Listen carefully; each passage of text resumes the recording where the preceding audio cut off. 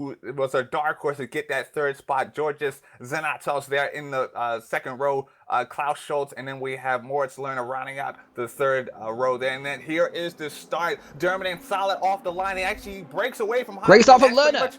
Yeah, that's going to be season. Yeah, we're seeing Lerner in the background up to fourth position already. Slides right around Klaus Schultz as Schultz goes down to fifth position. But this is the man, Dermot takes the lead as we're seeing Bodine going to go right through, or rather defends really heavily against Lerner. And Lerner makes sure Bodine makes sure he keeps Lerner in that fourth position as Lerner's going to have a run going into this first a hairpin here. Remember, DRS is not going to be activated until the fourth lap, I believe. So far, this is pretty much going to be mano a mano. Lerner is going to have the inside. I think he's going to take that position for Bodine. He does, and the Euronics driver goes up to third in only a few corners. Great start for him because he qualified in that sixth spot. We were talking about him being one of the big four, and he qualified in sixth. Upset by Schultzer, upset by Bodine. So he has done well to start this race. He's up to third already, and he can see the two guys ahead of him that he's going to have to compete against and try and win this DTM Winter Cup Grand Finale. I'm curious if he can get up to the, just catch the back of Heinemann. He needs to get as close as possible to the German, because once that DRS is active, that's going to give Lerner an opportunity to get into this fight for the lead. Because even though you want to be on this podium, these are the guys that are going to be presented with the trophies at Hockenheim on May 8th. But you definitely want to win this one if you can. You want champion by your name when everything is said and done. So we'll see buy how yourself this a ticket, one transpires. You've got to buy yourself a ticket right now. This is the section. You've got yourself clear of the hunting pack. You've got the two guys ahead of you in sight. This is where you put your head down, you keep close, and you make sure you're in charge. And Heinemann's got a slow down penalty. We thought this might come into play. Heinemann, slow down penalty. He's down to fifth spot. Another mistake on the opening laps from Tim Heinemann. He's just got himself today. Doneddin is looking imperious. Heinemann is looking erroneous. This is incredibly important because unlike at Moscow, where Heinemann just kind of made quick work of going back through the field, these guys are all very quick all around his pace. Now Heinemann's going to try to look down the inside into the hairpin. He's going to try to do two at once here. He goes deep. Contact. Let's see if he holds the position. I think he's done it. Heinemann back up to third position. Klaus Schultz here is going to now go side by side, so going into the Mercedes curves. This is incredible racing, Ryan. Heinemann holds the inside. He's going to take the position. Klaus Schultz is going to fall all the way down to seventh. Is that a slow down penalty, Ryan? So, yes, it is. Yes, it is. Yeah. So he's obviously cut just on the exit there, or the entry to the Mercedes arena, and he's back going once again. He's back up to ninth spot, but Heinemann's back to third already. I cannot believe, by the way, Danny, that those drivers just let him have those two positions into that hairpin. That was pussycat driving. They just let him past. They've got to do this better is the than grand that. finale. You've got to stick it on the line. You cannot let him take two people in one corner. That's just not hard enough, I'm afraid, from Schultzer, and I think it was Bodine or Stanger was alongside. Stanger was a great start in the race, by the way, up to fourth spot already. Yeah, I expected much better from Stanger, from Bodine, especially Bodine, considering he's fought so hard to get himself within shout of this final victory, and then just to let Heinemann waltz through like that. Certainly, you have to be better than that. They were scared by the headlights of Heinemann there, weren't they? Oh, it's Heinemann. Oh, it's Heinemann. Let it pass. No, no. Fight for everything. Heinemann's going to make a mistake at some point if you fight for him, because that's being proven that's going to happen. Yeah, this is a driver that definitely has this reputation. He incites his fear from his opponents, and we saw that on full display right there. I definitely expect more from Moritz Lerner if Heinemann were to. So this is how you defend, Schultz. Look at how the guy's defending against you. That's Dr. Tom defending against you. That's how you defend into that corner. Obviously, you've been overtaken now as a result of it, but you've got to be harder. You've got to make it more difficult. You're right. You're exactly right. These are the finals of the Winter Cup, not the quarters, not the semis. These are the finals. This is for this is for everything. If you're ever going to defend hard in your life, this is the time you want to do it. You just can't make it that easy. So these drivers certainly going to have to look in the mirror to realize what the heck were they thinking in a moment like that. But regardless of that, we have Klaus Schultz, who is now resuming his race, I should say, in ninth position. Certainly going to be out pretty much a long shot to get back to that podium at present. Here we have Manuel Lenga here in eighth position. 18th fastest in qualifying. He's 8th in the race. Great start to the race for Langer. Your man Tim Brockmeyer's up in 12th spot at the moment also as well. So he's gone up the field. The losers at the start of this race have been... Lindauer, I saw, was one of the casualties of the first corner. It seemed like he lost 6 seconds to the back of the field. And Harry Damon is back there in 22nd spot also as well. We think he's the oldest driver in the field at the moment, 48 years old, bringing up the rear at the moment, but he has been solidly in the mid-pack so far, so hopefully he can recover from that. Xenitos himself, he's 42, so we were talking about whether he can't race well. He says he's just too old to concentrate in races. So he can do a lap time, but he can't concentrate and do it 20 times in a row.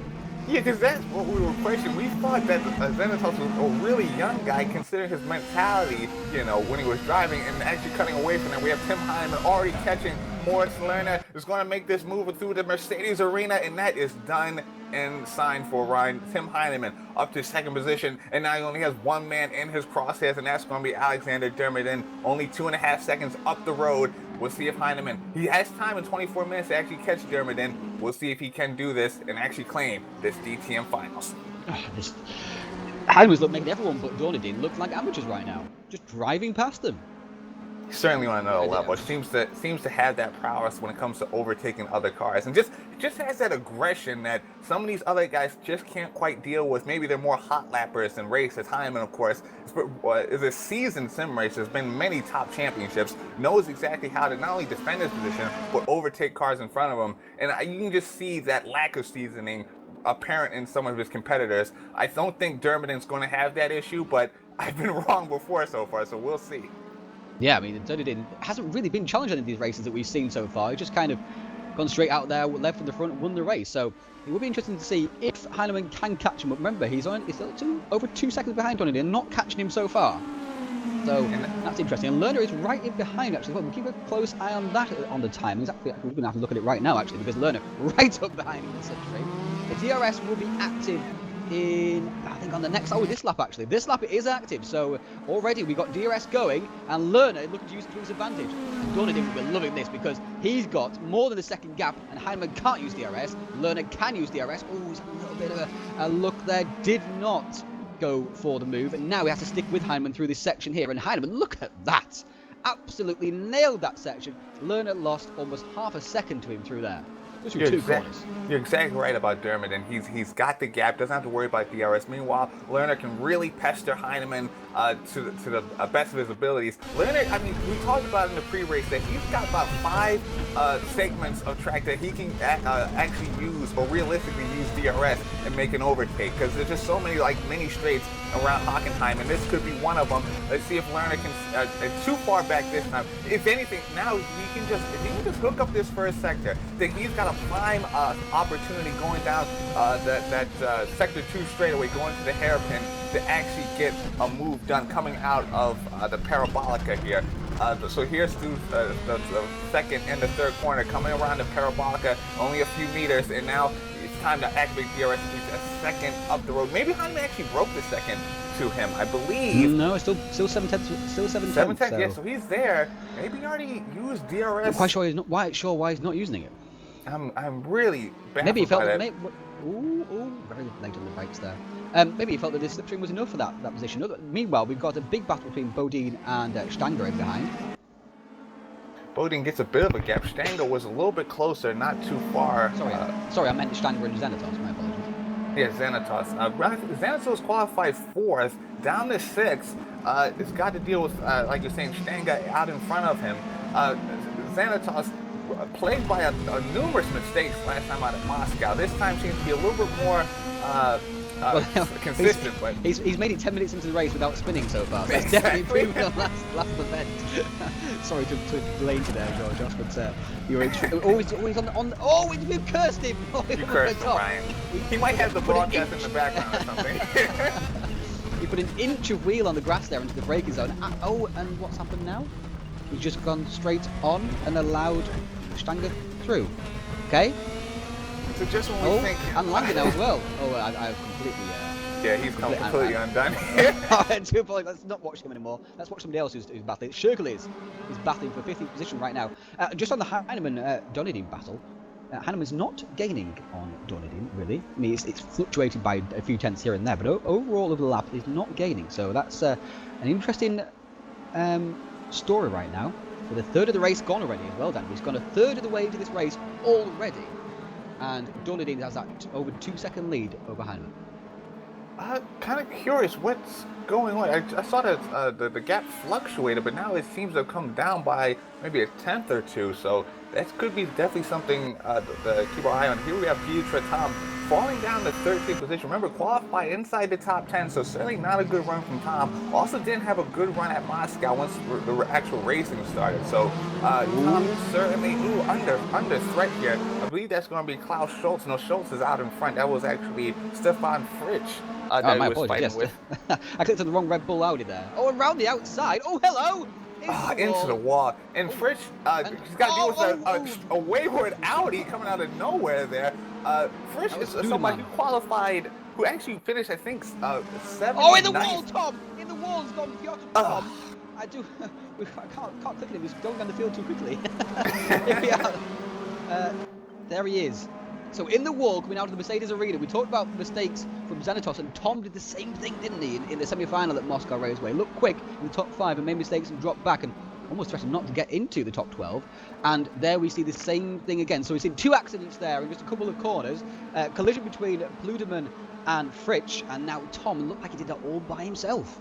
Yeah, well, very freak accident. Maybe just went over the curbs and just completely lost his BMW right there. But Pietro Tom, just a hard driver to get a grip on. I mean, he seems to have pace, has some talent, but just can't quite pull all together. We're seeing Philip Mexick go wide and get a cutting penalty, a slowdown penalty after that first corner. As here's Wayne Pinkett. Sorry, butchered the name there. Pinkwit, but he... Pinkwit? It's a pen. Pen quit. Okay, there we go. Okay. Poor Rene. Well, Rene's trying to tap into some of that red Audi magic. But the thing I was going to say about him was that he actually finished in the time attack section of the competition around 87, so completely lacked the pace in the first part of the competition. But it's just a real testament to his racecraft that he's here in the finals within the top 24. Just really well done from him. We got to kind of give him a shout out for that. Yeah, he's doing really well here at the moment, and he's got Fritsch and Brockmeyer ahead of him. But let's go back to the big battles at the moment. Not a battle, but the one that counts at the moment, which is the Heinemann versus Dornadine. Yeah, Heinemann Dornadine. You called it a little bit earlier that it doesn't seem like Heinemann is really getting any type of meaningful gap. He's not cutting into Dornadine's gap in any meaningful way. He'll go up